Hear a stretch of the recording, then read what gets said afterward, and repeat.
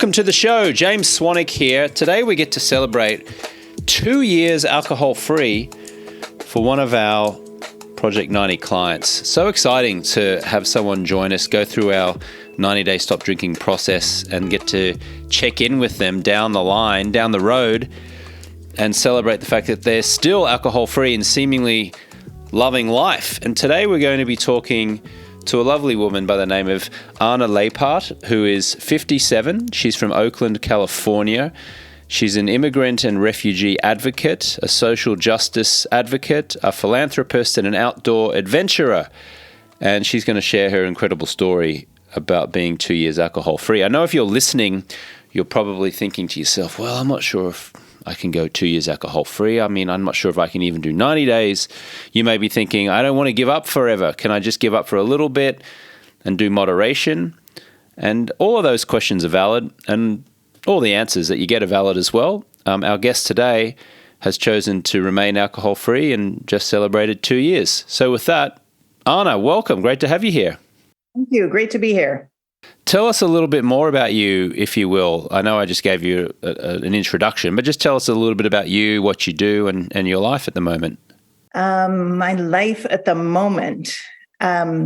I work, as you mentioned, mostly in immigrant and refugee advocacy. That is a world that I came to, sort of a second career for me. Just to back it up a little bit for background, I grew up in the Netherlands with a Dutch father and a Swedish mother, and we immigrated to the U.S. when I was 13. I went to UC Berkeley and studied electrical engineering and computer science and worked in the software tech industry for a few years.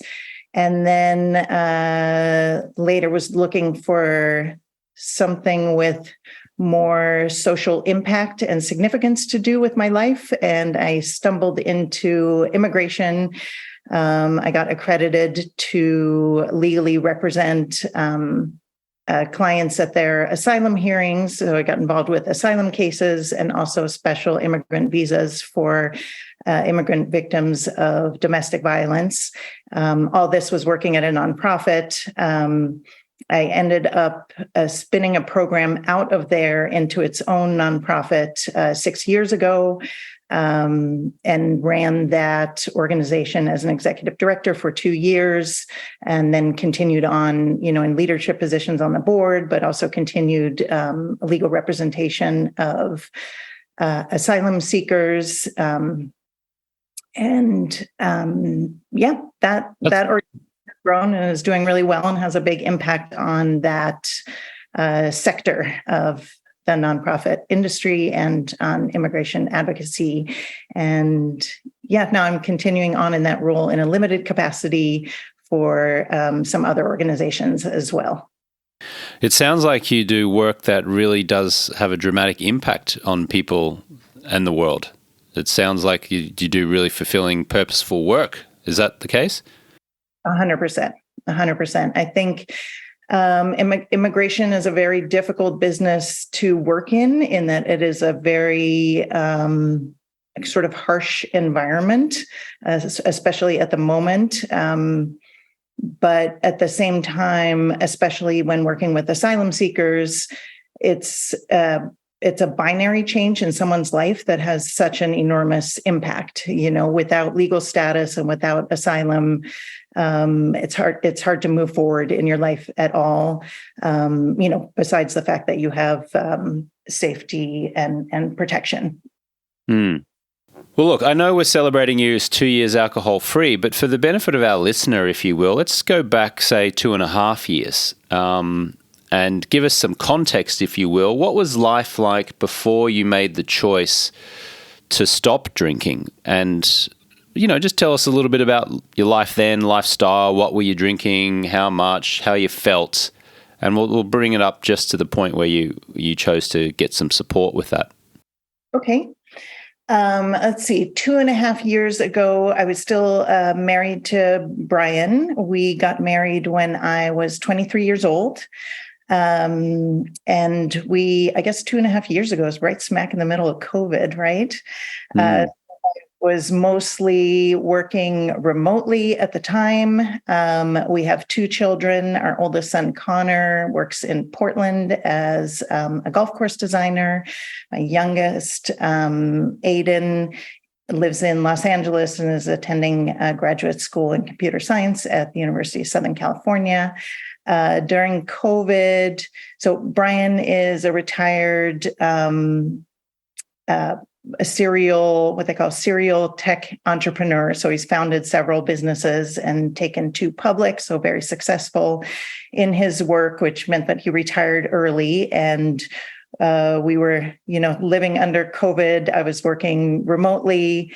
We were spending time at our vacation home in Tahoe. And then during COVID, we bought a vacation home in Hawaii where we were spending a lot of time.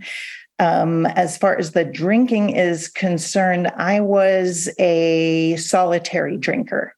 So most of my drinking was, starting after I had very strict sort of rules about my drinking, which is, never before a certain time. I never drank and drove. So if I was out, I would never drink, but my drinking happened at home after my workday was done. And it's like, this is my time to tune out and numb out or celebrate, as our culture tells us that alcohol belongs in any setting, whether it's to celebrate your day or to say, I've had a rough day and now this time is for me. I'm going to spend it imbibing toxic poison to numb out. So that's what I did. I almost always started with a cocktail, and then to keep the numbing buzz going, I would sort of continue to drink wine or really anything else for the duration of the evening until I fell asleep. So I was never, I never exhibited the symptoms of drunkenness, hardly ever in public for sure. But at home, it was more like I would just numb out and fall asleep. And I always have been a horrible sleeper. And I had convinced myself that I couldn't fall asleep without alcohol. So that was really, I would say at the core of my drinking habits. I had tried twice to quit drinking. I succeeded the first time for 9 months and then went back to drinking. And then the second time I succeeded for 15 months. So pretty long time, on my own using the resources that are out there. And the 15 months ended when COVID started, and we realized, we're under a pandemic. And I, looking back, I know exactly why. It's because I bought into the lie that I need alcohol to get through this. So, if we all go back to that mindset we were in when the pandemic started, it's like, this is going to be awful. And this is something we've never experienced before. And I thought, I'm happy alcohol free, but I can't manage going through a pandemic and being isolated all this time without alcohol. So that's the lie that I know I bought into. And then during COVID, my drinking got worse because I didn't have any place to go in the morning, so I could keep drinking more at night, and then just, spending more time sleeping and sleeping off essentially hangovers and waking up with a fuzzy head. And I do a lot of, I think, as I've mentioned, fitness has always been really important to me. I'm very active, and especially as a hiker and a backpacker. I'm a backpacking guide. I'm a certified wilderness first responder. So during COVID, I did a lot of hiking, which was great. And I set out to section hike the 400-mile Bay Area Ridge Trail. Sorry, AirPod just fell out. First world problems. And one day I was doing a long hike. I think it was about a 15-miler. I spent the first half of the hike kind of getting over the physical symptoms of my hangover from the night before, full of self-loathing, full of, why do I keep doing this to myself? why do I make myself miserable when the rest of my life is so good? And then the second half, worrying about, like, I know I want to fix this. I know I want to live a healthier life, and how do I do it? And then sort of running through that in my mind. And I think that's where you said you wanted to stop for now. The drinking during the pandemic, you said you drank to try to sleep better. On reflection, did you actually sleep better? No. Yeah. I mean, now know, why not? First of all, I'm poisoning my body when what it needs is rest and recuperation. So coming at it completely from the wrong direction. And then also knowing that the sugars in the drinks that I was drinking, wake me up later. Yeah, there's a whole heap of science now and studies that show that you're actually better off drinking for breakfast than you are anywhere close to bedtime, because at least then the body has 16 hours to go to work to break down the toxins. The problem is that when we have a glass of wine or a beer or a scotch or whatever alcoholic drink we're drinking in those few hours before sleep, we're essentially clocking in for the day. Imagine we use the analogy of clocking in for work and clocking out of work. You've just clocked out of work, you've done your day's work 9 to 5, and then you open a bottle of wine. Well, what you're doing is you're actually clocking in for another shift, because your body is about to go to work to try to break down that substance that you've just consumed. Now, at nighttime and during sleep, we don't want our body clocked in for work. We want it clocked out. We want to rest. We want to sleep. We want to be in that deep restorative phase of sleep. We don't want our body working. We want our body resting.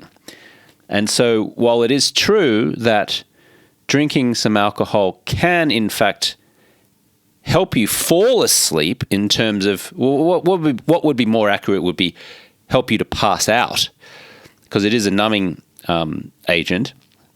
While it's true it may help you to fall asleep, the quality of your sleep is going to be severely compromised. And that shows up, you may have noticed, Anna, I'm wearing an Aura ring. I track my sleep most nights, and a lot of our clients track their sleep in the week or two before they join us, and then they track their sleep during their time with us. And you should see it's just absolutely astounding, the difference in sleep quality from when they were drinking to when they were not drinking. When they stop drinking alcohol, the sleep quality improves dramatically in terms of duration of time spent in that deep REM phase of sleep. The tossing and turning reduces, the duration of the sleep increases, and they just start to get these amazing scores. So it's not surprising that you were drinking to help yourself to go to sleep, but ultimately not sleeping well and suffering for that the next day. And then, of course, you get stuck in a vicious cycle, don't you, where you don't feel great throughout the day, and now you're looking forward to having that alcohol at the end of the day when you can relieve you of the very symptoms that the drinking the night before have actually created. Exactly. Sometimes you just got to go, are we all nuts? Are we all crazy? What's going on? It's such a bizarre thing, isn't it? Good on you for having that self-awareness as well in hindsight.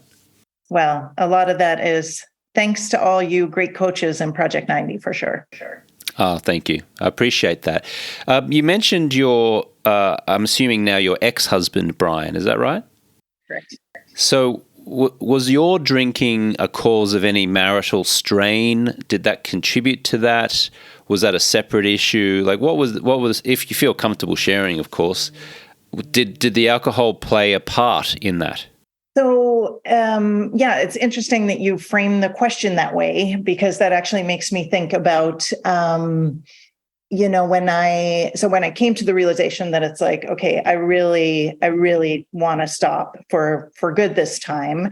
My concern was, well, I've stopped twice successfully for significant periods of time, but then I always at the end went back to drinking. And then when I went back, it was kind of worse than before. So I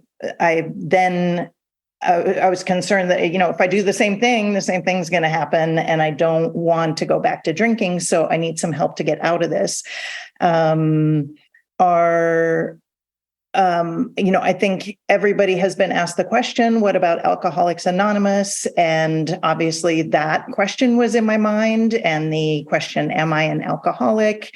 I think the problem for me with Alcoholics Anonymous is that in our mainstream culture, that is put out there as the only option for alcohol-free living.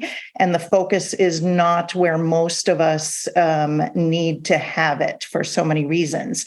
So I'd love to talk about that further, because that, is an option I considered. And I'd love to talk about why that wasn't a good choice for me. And I believe many people, but in starting to circle back to my marriage, which I've gone pretty far off track, but I will circle it back.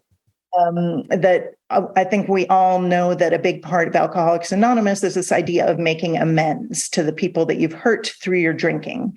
I was very aware that I've never hurt anybody but myself through my drinking. I didn't need to make amends to anybody but me. So right there, I felt like I didn't fit into the AA model. And to circle that back to my marriage, the drinking was never a problem. Brian is from a large Irish Catholic family, and drinking is a big part of that culture. Anytime the family gets together, there's always a lot of booze flowing. Not drinking in that environment makes you a weirdo and an outsider. So I would say, if anything, my drinking there, got me social cachet. It was a way to fit in with the group, as it is a way to fit in with much of our alcohol obsessed culture. And Brian and I were kind of drinking buddies in terms of our cocktail at the end of the day.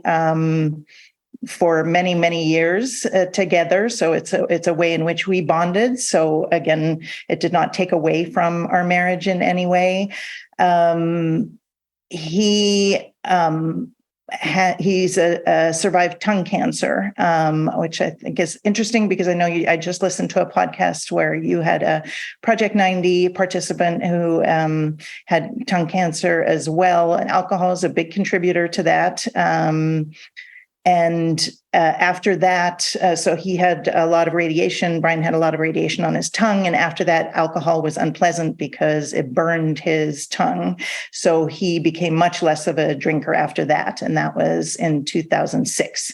So, and then in more recent years, just, his body doesn't process toxic poison, go figure, the way it used to when we're young, and our bodies can do a better job of fighting against it, though obviously they still suffer. So his drinking really reduced a lot. My continuing to drink was really it didn't affect us. Where what I knew going into stopping drinking is that we were married for 32 years. We were together for 34 years. We're kind of that typical couple that had really, really grown apart in our interests, in our, I would say our values don't align necessarily. The lifestyle that we both wanted for the rest of our life was completely different. And it's coming to that realization is very hard. Just like quitting drinking, you're sort of bucking the conventions of society, and you're, making waves for the people around you. It's a very hard step to take, to decide to separate after that many years, and, looking at the next phase of your life, going it alone or with someone else. And I struggled with seeing that. And I struggled with the conflict that grew out of that in our marriage, and the drinking had become a way for me to numb that out, and push it aside. So, I knew that in stopping drinking this time for good, I was going to have to face it. And that's one thing that kept me from, reaching out and getting help and doing it, because I knew in my gut that if I did that, I was going to have to address these issues in my marriage. But I did. And glad I had the courage to do it, and to follow through with it. And actually it was in Project 90 that I made the decision to split up. Received tremendous support from the group, something we can talk about more too. And then, so we separated, 2 years and 3 months ago. And our divorce is final as of last December. Okay, great. Thank you for sharing that. I appreciate it might not feel like super fun subject matter, but how does it feel to share that? I guess surprisingly good, in the sense that I have no regrets and I don't feel any shame about it, the same way about alcohol-free living. So kind of to that point where,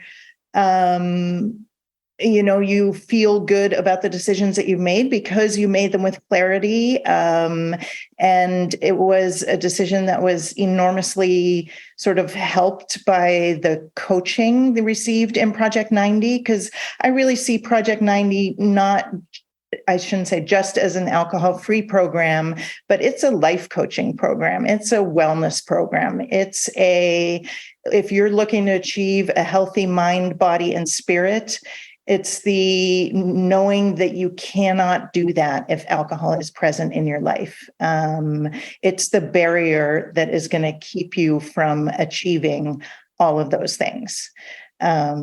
So I feel good about sharing it. I worry that just like we all do when, anybody considering leading an alcohol-free life, you tend to compare yourself to other people and say, am I an alcoholic? Am I this? Is my drinking a problem? And I'm a little concerned that anybody listening to this who also knows in their gut there are certain things that they're going to have to confront that it will make them afraid to do so, because it was, such a sort of drastic move in my life. But all I can say is, you only live once, and you have to do so according to your values and do so with self-compassion. And not shame, and, to have the courage to go against the societal expectations that are placed on us. Yeah. Hey, James here. Just a short interruption to share with you some of the results that folks have been getting inside of our 90-day stop drinking process. This is Jessica Gaines-Jarbo from Kentucky. She says, I've now got joy, focus, presence, clarity. This is Glenn Granger from Massachusetts. I'm more patient. This is Jenny Unglis from Northern Ireland. I discovered strength I didn't know I had. This is Doug Rice from Texas. I have unbelievable clarity. This is George Bird from New York. I'm calmer. And this is Russell Belcher from Australia. My health has improved. I've lost 20 pounds, says John Keltner in California. If you would like to create these type of results, then you are welcome to apply to be part of our 90-day stop drinking process, which is called Project 90. The link is in the show notes. You can go to alcoholfreelifestyle.com/Project 90. Back to the show. It's interesting, isn't it, that you made this decision, this big life-changing decision inside of this 90-day container of not drinking, and you used the word clarity there. And, a lot of people sometimes mistakenly think that when they stop drinking and they get that clarity and they get that focus, that everything's going to be easy. In fact, as you experienced, it feels really challenging. Like that was a tough decision for you to make, it seems like. But you did have the clarity. And this is not just a process, a 90-day stop drinking process where you get to re-engage with your spouse and say, I love you again, or reconnect. Sometimes it means breaking apart. Sometimes it means the relationship evolves into something different. Sometimes in your case, Anna, it means divorce. And that is a challenging thing to confront. Now, it seems like in your situation, at least, that was exactly the right thing to do, and it's had a profoundly positive impact on your life, and we'll get into that in just a moment. But, a lot of the discomfort that our clients have shared that they feel inside of these 90 days is not so much that they can't drink or that they're craving a drink and they're not going to, but it's, oh, wow, now I've got clarity and focus. I realize all the things in my life that I've been kicking down the road, that I've been procrastinating on, that I've been avoiding. And then things can start to feel a little messy. But that's also how it feels right before you get the breakthrough. And on the other side of that, it's pretty beautiful. I always use the analogy of sometimes it feels like you're running through rose bushes and you're getting cut and you got rose thorns and you're running through and you're trying to get through and you're getting all bloodied and beaten up. But then as soon as you get to the other side of those rose bushes, it's beautiful on the other side. And that seems like that was your experience, more or less, Anna. Is that correct? 100%. 100%. And I think that's a big thing that I sort of see as the Project 90 secret sauce. There are many ingredients in it, but the first and foremost one being that giving yourself a chance to be alcohol-free is a celebration. It's not a deprivation. You give yourself, it's a gift. Joining Project 90 is the biggest gift I've ever given myself, hands down. And I didn't realize it at the time. Of course, it's just a new journey to embark on and try. But in retrospect, the impact that it had, it's often said in Project 90, we use the phrase, you get to do this. This is not something you have to do. And the previous times that I approached being alcohol-free, I approached it from a place of deprivation. Poor me. Poor me. I don't get to drink with my friends. I don't get to enjoy these moments. I bought the big alcohol lie that alcohol is something that makes life better. And I now know it's something that makes life worse on so many levels.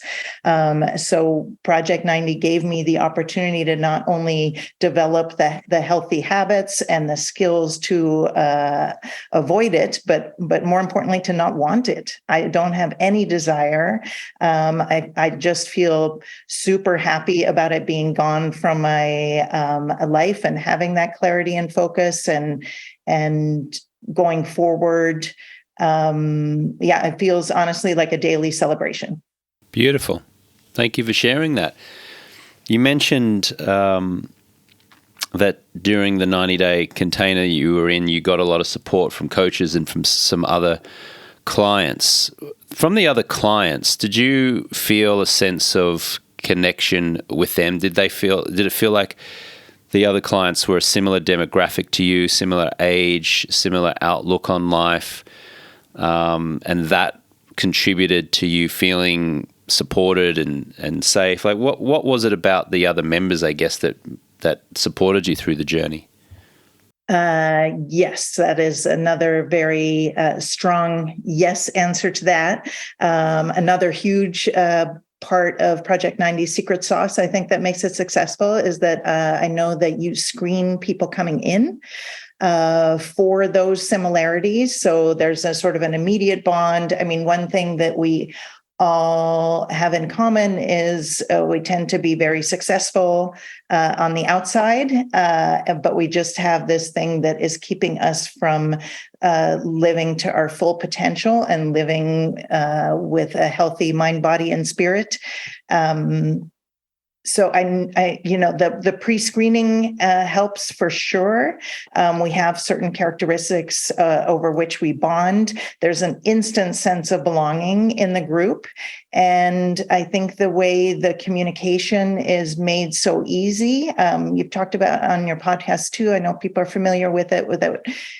Project 90 uses Marco Polo, which is a video messaging services. So instead of sending a text, you send a short video of yourself to the group about everything. I think it's a really important tool in immediately establishing a connection.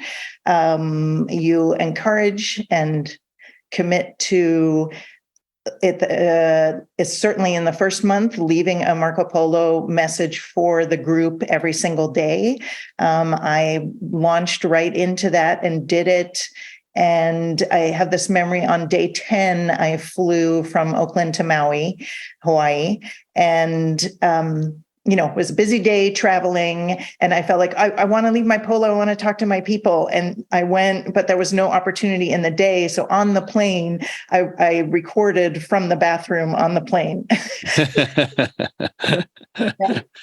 Not being in touch with these people. And, but 2 weeks before, I hadn't even heard of Project 90. I didn't even know about the group. And now 2 weeks later, I'm in this situation where I just felt such a strong sense of belonging and support and solidarity with this group of people.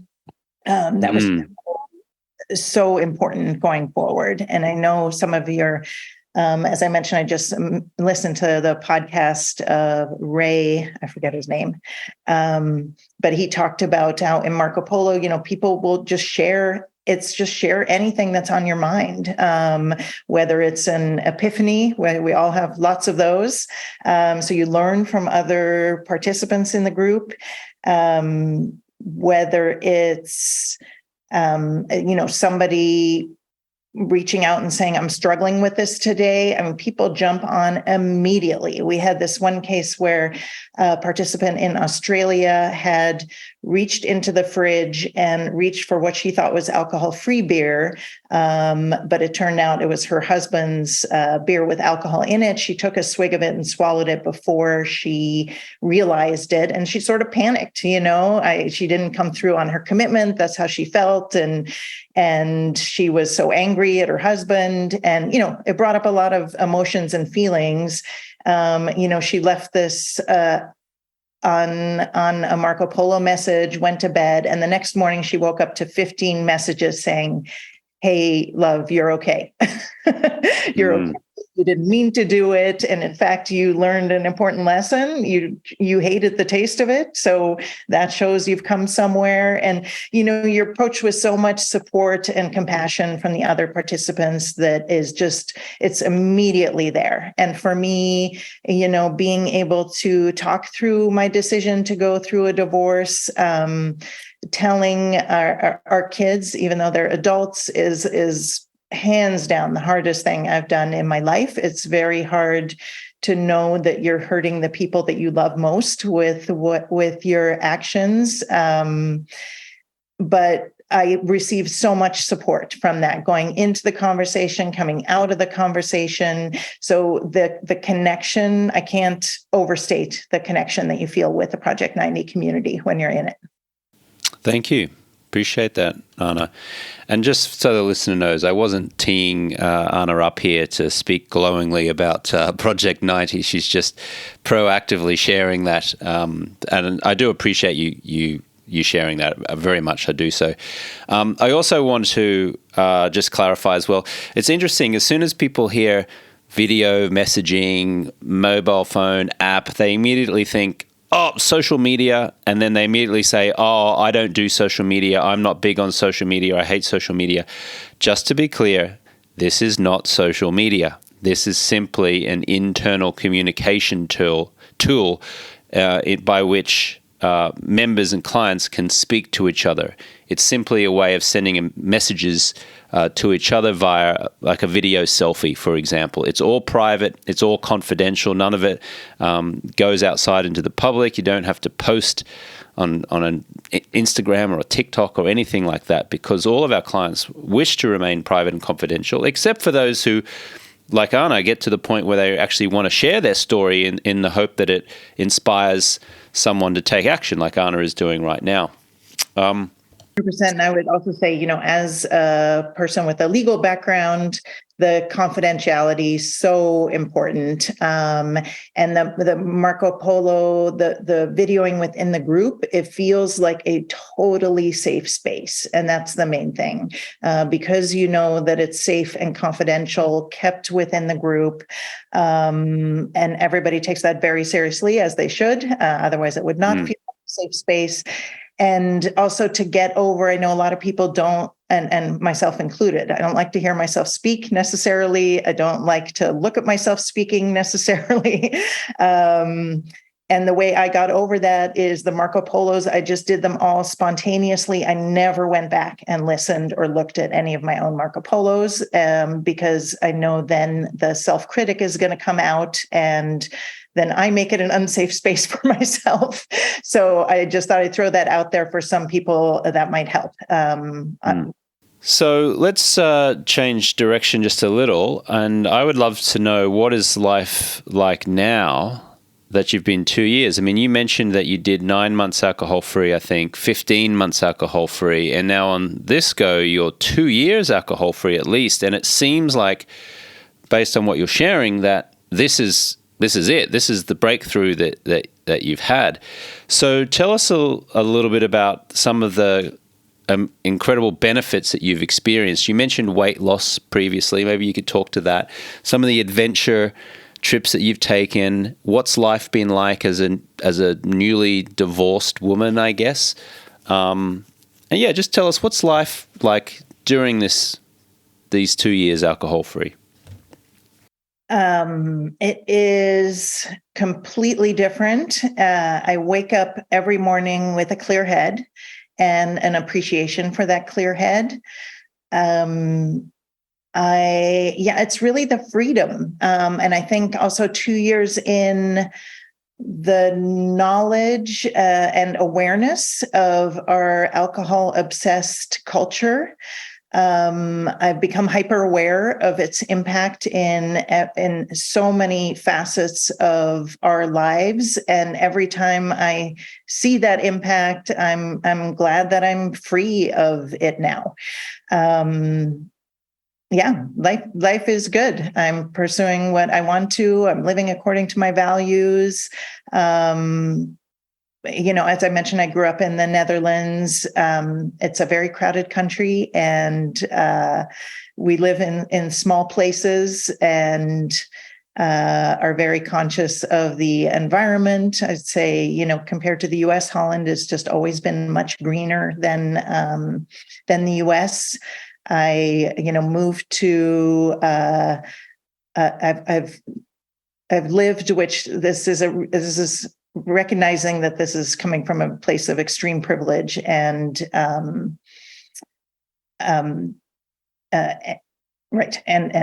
advantage, that I've always in the US, thanks to my husband's success, lived in large homes and, had many cars and a lot of the material things. And I've now returned to living in a small home that I love and is just perfect for me, and able to focus on my philanthropy, and kind of, live according to my core values. Yeah, incredible. So where are you living now? Which part of the world have you chosen to live? So I live in Oakland, California. Yeah, lovely. And how many pounds of unwanted body fat or weight have you dropped during this alcohol-free adventure? Yeah, I've dropped 30 pounds, which I'm very excited about. As I said, fitness has always been important to me. I have been fit almost my whole life. And then I think it was the perfect storm of COVID, menopause, and alcohol that caused me to gain that weight kind of over the last, before I stopped drinking, over those 5 years, probably. I did not lose the weight instantly, like many people do in Project 90. And of course, that bugged me. I was very jealous of the people who just dropped the weight magically. And that had actually happened to me before the first time I quit drinking for 9 months.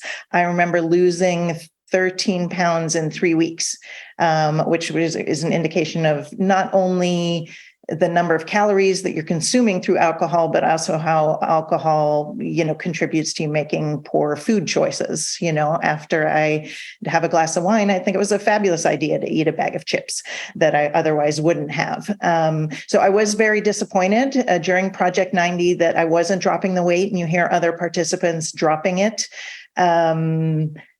I kept, so it didn't happen magically. I did last year go on a diet to restrict my caloric intake. I work out a lot, so I couldn't really, increase physical exercise. So it had to come from the food side. And then I succeeded in losing the weight. But the whole time I did that, so it wasn't this magical weight drop, but there was the awareness that if I were still drinking, there's no way I could have lost that weight.